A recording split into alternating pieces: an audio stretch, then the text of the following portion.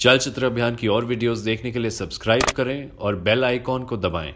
लोकतंत्र में विरोध ही हमारी शक्ति है। सबसे बड़ा हमें ताकत अगर दी गई है तो वो विरोध प्रदर्शन करने की दी गई है, अपनी आवाज़ उठाने की, अपने जनप्रतिनिधि तक वो पहुंचाने की, लेकिन वो भी नहीं हो पा रहा है।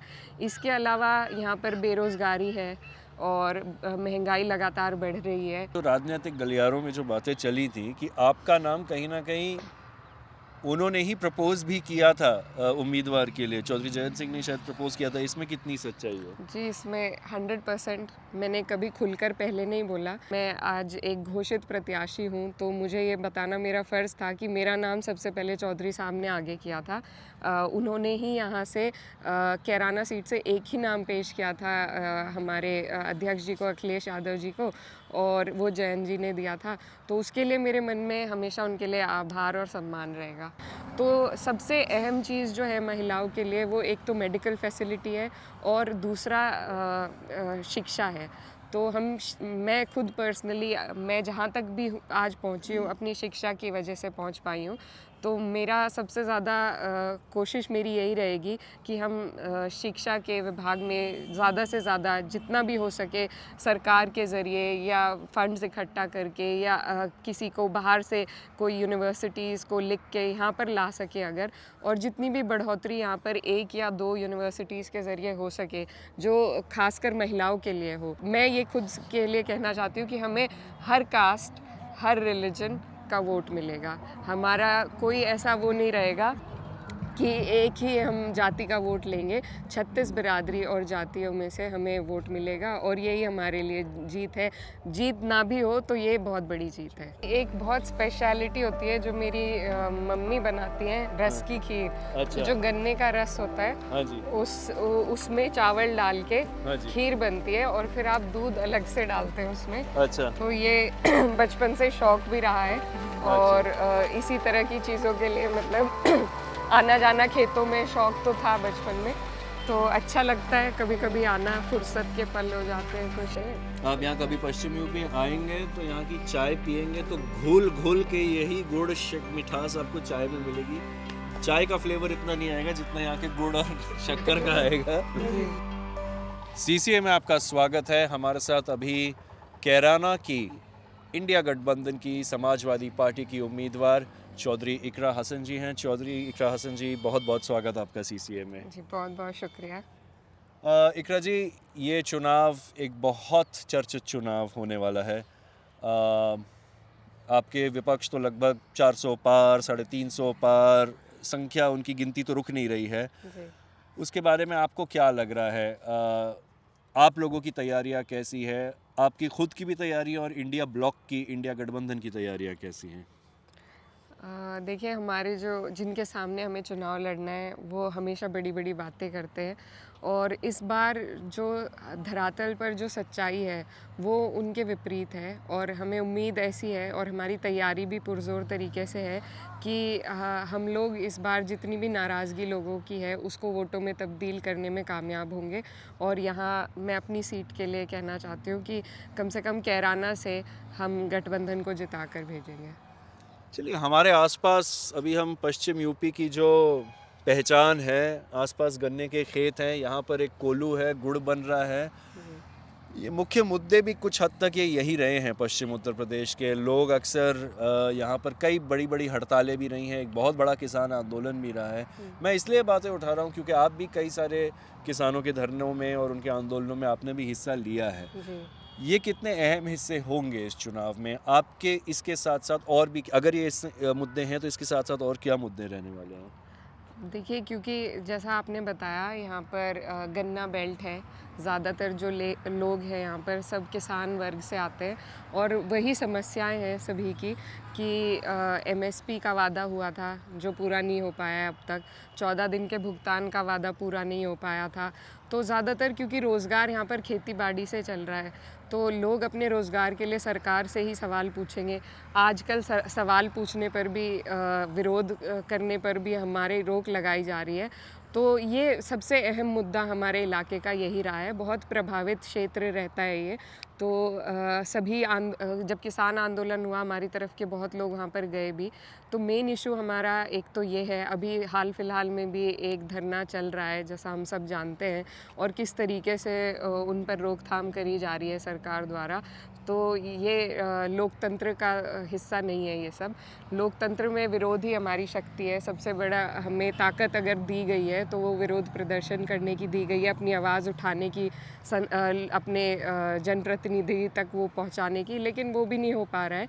इसके अलावा यहाँ पर बेरोज़गारी है और महंगाई लगातार बढ़ रही है, और सुरक्षा का भी, और जो व्यवस्था है पढ़ाई की, चाहे स्कूल्स कहें या हेल्थ फैसिलिटीज़ कहें, उसमें कोई भी इम्प्रूवमेंट देखा नहीं गया है जब से पिछले 5 साल की अगर बात करें तो।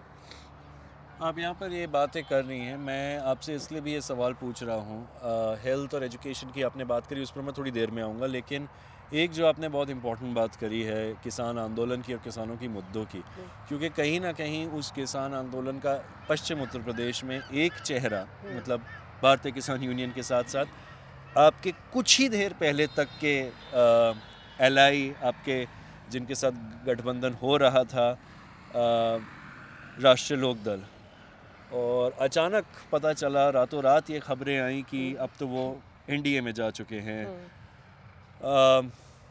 आपका इसके बारे में क्या कहना है? चौधरी जयंत सिंह से एक्चुअली उनकी अगर पिछले कुछ 2-3 सालों के बयान सुने तो कभी किसी ने नहीं सोचा था कि वो शायद एनडीए का हिस्सा बन सकते हैं। जी, हमने तो अभी कुछ दिन पहले तक भी नहीं सोचा था कि ऐसा कुछ हो जाएगा, और सभी के लिए बहुत एक बड़ा शौक रहा है।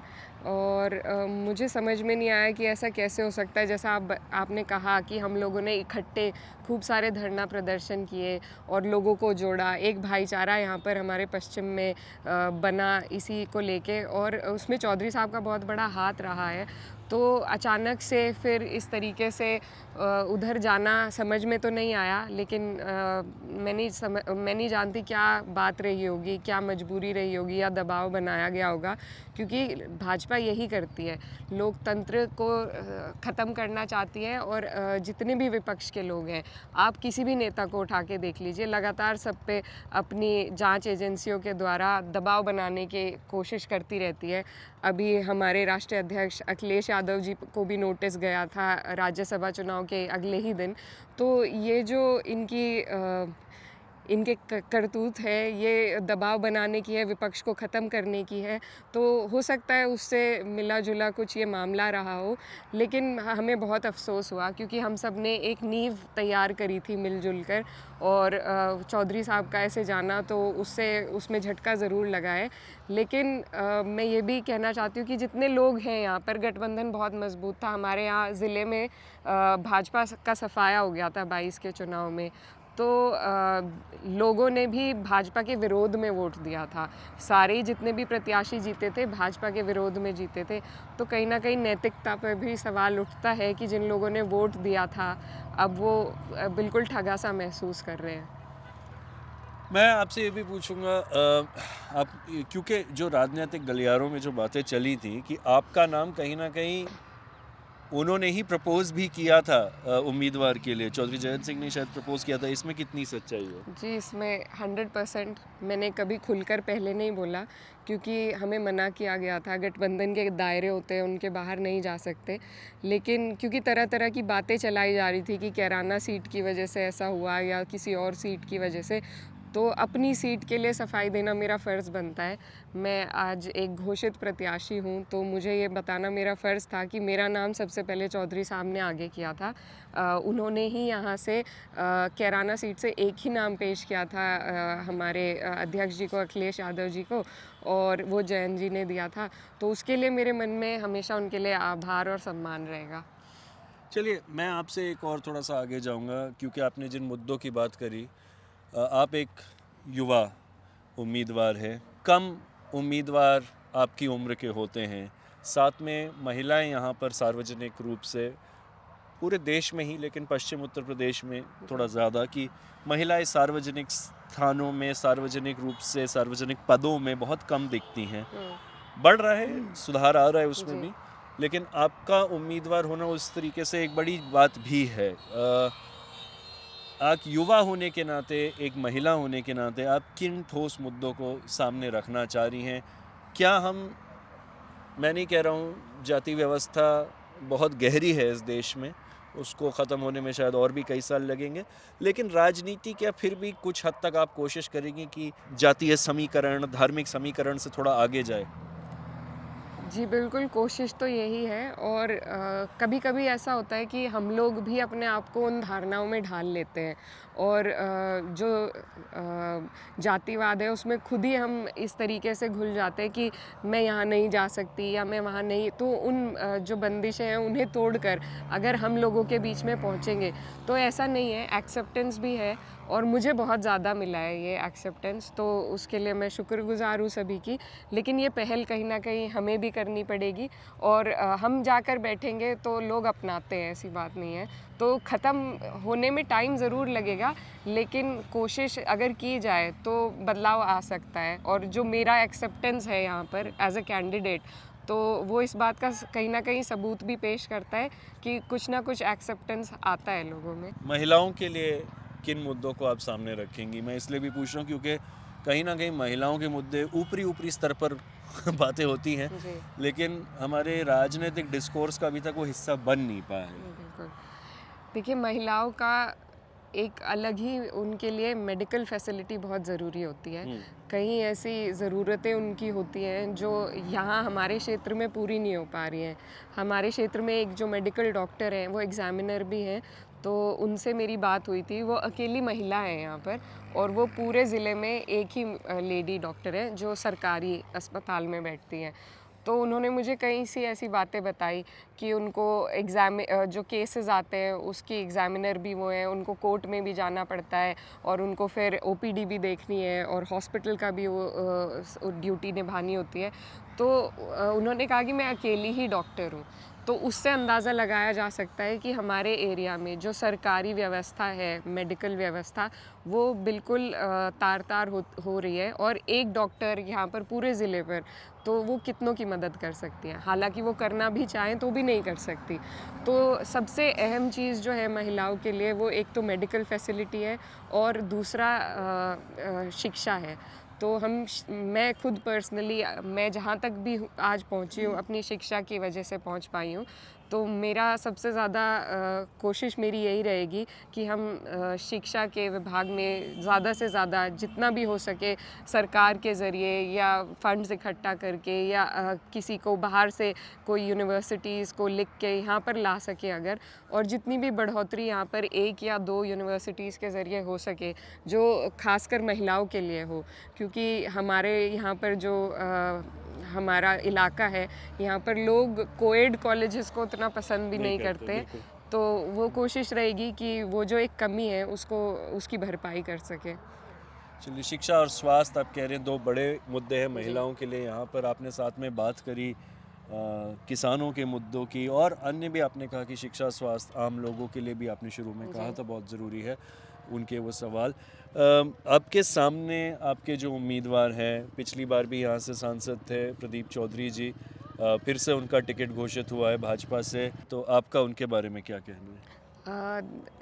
देखिए, वो हमारे यहाँ के जनप्रतिनिधि हैं, माननीय सांसद जी हैं हमारे, लेकिन मुझे बस उनसे एक शिकायत है कि जितनी ताकत उनके पास है और जितनी ताकत में उनका 5 साल का कार्यकाल रहा है, जहाँ मैं बार बार यही बात कहती हूँ कि उनके पास दोनों डबल इंजन की सरकार का सपोर्ट था।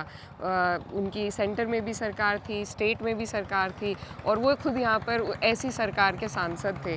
तो वो चाहते अगर तो वो राज्य के द्वारा योजनाएं ला सकते थे, केंद्र के द्वारा योजनाएं ला सकते थे और कुछ ना कुछ हमारे क्षेत्र का विकास हो सकता था, लेकिन वो नहीं हो पाया, जिसका हम सबको बहुत अफसोस है। और मुझे बस ये लगता है कि जो मौका उनके पास था शायद ये आगे हम में से किसी को ना मिले कि हमारी दोनों जगह हमारी सरकार हो।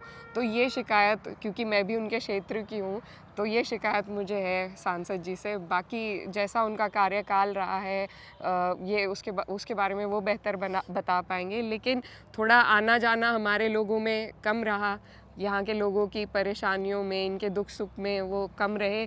और जो मैंने आपको बताया, वो चाहते तो यहाँ पर वो बहुत सी योजनाएं ला सकते थे। कोई सरकार, दोनों जगह उनकी सरकार थी, उनके लिए बहुत आसान हो जाता, लेकिन वो करने में वो बिल्कुल असफल रहे। तो यही उनकी सबसे बड़ी कमी है मेरी नज़र में।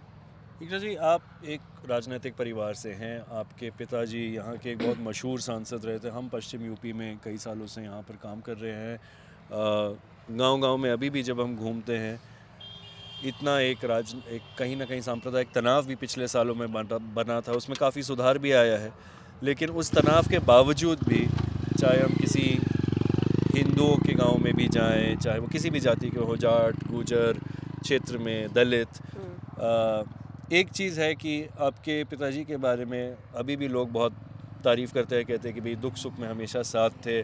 उनसे आपको कितना सीखने को मिला राजनीति के बारे में, अपने परिवार से, और ख़ास करके आपके पिताजी से?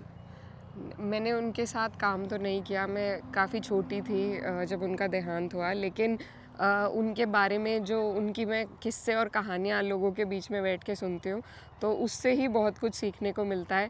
और हर रोज़ कोई दिन ऐसा नहीं जाता है कि हमें उनके बारे में, उन्होंने जो काम किए हैं, उनके किस्सों के बारे में हमें जानकारी ना मिले।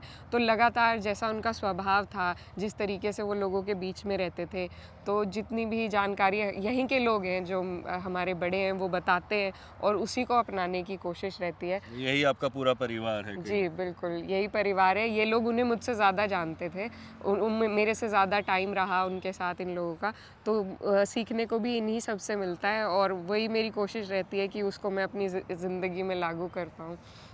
आप दिल्ली यूनिवर्सिटी में पढ़े, देन आप एक लॉयर हैं, फिर आप लंदन में जाके पढ़ रहे थे। आपने कभी सोचा था कि राजनीति करनी पड़ेगी? कि आप करना चाहते थे राजनीति, और हाँ या ना? और उसके साथ साथ अभी तक का अनुभव कैसा रहा? पहले का तो ना, मुझे इंटरेस्ट हमेशा से रहा है पॉलिटिक्स में, क्योंकि पढ़ाई भी हमेशा ह्यूमैनिटीज़ सेंट्रिक रही है। तो लेकिन एक्टिव रोल मैं निभा पाऊँगी ये मैंने कभी नहीं सोचा था। तो कुछ आना एकदम अचानक हुआ, लेकिन अब मुझे बहुत दिलचस्पी भी बढ़ गई है, और अब बहुत रुचि है, और मैं पूरे मन के साथ इस काम में अब 2 साल से, लगभग 2021 से मैं एक्टिव हूँ। और अनुभव खट्टे मीठे हो जाते हैं, लेकिन मेरे लिए ज़्यादातर मीठे ही रहे हैं अब तक। आगे देखिए क्या होता है, लेकिन अभी तक तो अच्छा ही रहा है सब। ठीक है। इकरा जी, फाइनली इस चुनाव में अभी तक लोगों का क्या रिस्पांस रहा है? आप अभी तक जो प्रचार कर रही हैं, औपचारिक अनौपचारिक प्रचार तो चलता ही रहता है नेताओं का, लेकिन क्योंकि आप एक घोषित उम्मीदवार हैं, अभी तक जो प्रचार चल रहा है, क्या अनुभव रहे हैं? लोगों का रिस्पांस कैसा रहा है? देखिए, चुनाव में चुनौती होती है और उतार चढ़ाव भी चलता रहता है, क्योंकि अभी चुनाव में वक्त है। लेकिन धीरे धीरे जैसा हम देख रहे हैं, तो गठबंधन के इधर उधर होने से जो मामला गड़बड़ाया था, अब उसमें बहुत मजबूती दिखाई दे रही है। और मुझे लगता है जैसे जैसे चुनाव नज़दीक आएगा, तो हमारी पकड़ और मजबूत होती चली जाएगी। हमारी महीने या 2 महीने की मेहनत नहीं है, लगातार 2 साल की मेहनत है। तो वो अपने आप में उसका असर दिखता है धीरे धीरे। और मुझे लगता है कि जैसे जैसे चुनाव नज़दीक आएगा, तो हमें मैं ये खुद के लिए कहना चाहती हूँ कि हमें हर कास्ट, हर रिलीजन का वोट मिलेगा। हमारा कोई ऐसा वो नहीं रहेगा कि एक ही हम जाति का वोट लेंगे। 36 बिरादरी और जातियों में से हमें वोट मिलेगा, और यही हमारे लिए जीत है। जीत ना भी हो तो ये बहुत बड़ी जीत है। सीसीए के साथ आप लोग जुड़े रहें, ये थी शायद पश्चिम उत्तर प्रदेश ही नहीं, शायद उत्तर प्रदेश ही नहीं, लेकिन हो सकता है शायद पूरे देश की सबसे युवा लोकसभा की उम्मीदवार इस बार की इकरा हसन जी। पश्चिम उत्तर प्रदेश में चुनाव की सरगर्मियां बढ़ रही हैं। कैराना अक्सर गलत कारणों से हॉट सीट में रही है, बदनाम करने की कोशिश रही है कैराना को, लेकिन कैराना की जनता ने हमेशा उसका जवाब दिया है। अगर आप वोटिंग देखेंगे यहाँ पर, तो कभी भी उस आधार पर, एक आध बार ज़रूर हुआ था, लेकिन धर्म के आधार पर यहाँ पर अक्सर वोटिंग नहीं होती है। उम्मीद करते हैं इस बार भी असली मुद्दों के आधार पर ही वोटिंग होंगी, जिसके बारे में इकरा जी भी अभी बात कर रही थी। चलिए, अब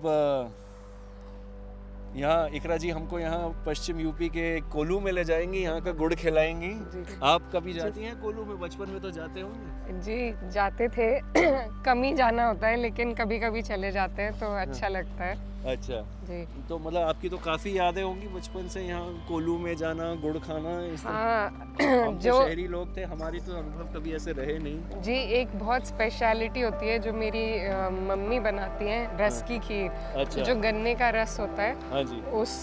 उसमें चावल डाल के हाँ जी। खीर बनती है और फिर आप दूध अलग से डालते हैं उसमें। अच्छा। तो ये बचपन से शौक भी रहा है और इसी तरह की चीज़ों के लिए मतलब आना जाना खेतों में शौक तो था बचपन में, तो अच्छा लगता है कभी कभी आना, फुर्सत के पल हो जाते हैं कुछ। हम अभी ये जो कोल्लू है, ये पश्चिम उत्तर प्रदेश की एक बड़ी ख़ास पहचान है। गन्ना यहाँ पर अपना किसान देते हैं गुड़ बनाने के लिए।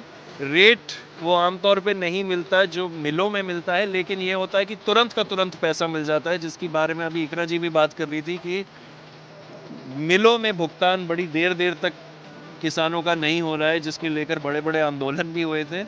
तो ये कोल्लू एक बड़ी ख़ास पहचान है पश्चिम यूपी की। जी, इकरा जी कहाँ गुड़ खिलाएंगे आज? चलिए ये शक्कर है। शक्कर है, गुड़। वालेकुम चलिए। सलाम। थोड़ा सा चख ले। आप यहाँ कभी पश्चिम यूपी आएंगे तो यहाँ की चाय पियेंगे तो घुल घुल के यही गुड़ मिठास आपको चाय में मिलेगी। चाय का फ्लेवर इतना नहीं आएगा जितना यहाँ के गुड़ और शक्कर का आएगा। अरे बहुत बहुत धन्यवाद। आप कहाँ से हो? मालीपुर। अच्छा अच्छा, वहीं से आ रहे हैं हम 7 दिनों से। जी जी। जी इकरा जी जीत रही है चुनाव, हार रही है क्या होगा? जीत रही है। हाँ जी जीत रही है इंशाल्लाह। जीत रही हैं। आप लोग सब मालीपुर के ही हैं? यहीं के वोटर है मालीपुर के।